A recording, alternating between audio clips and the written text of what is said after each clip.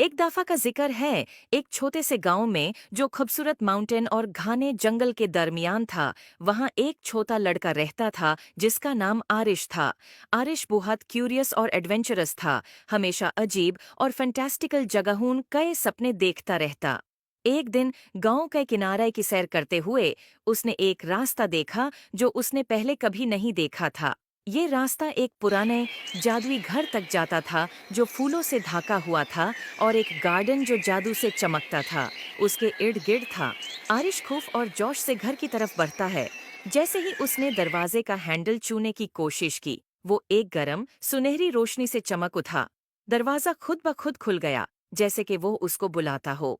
अंदर घर अजीब और शानदार चीजों से भरा हुआ था। किताबें जो राज बताती थीं, पेंटिंग्स जो हरकत करती थीं, और फर्नीचर जो अपनी ही धुन पर नचता था।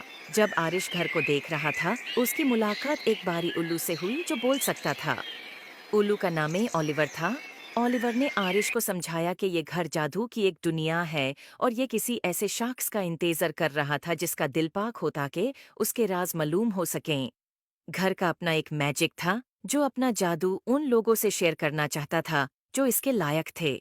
ओलिवर ने आरिश को घर के अंदर घूमने में मदद की और उसे अद्भुत कमरे दिखाए।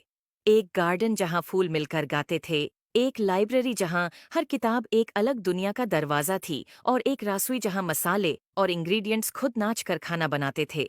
हर कमरा एक नया राज था और आरिश ये देखकर बहुत खुश होया। लेकिन घर ने आरिश के लिए एक छोटा सा इम्तिहान भी रखा था।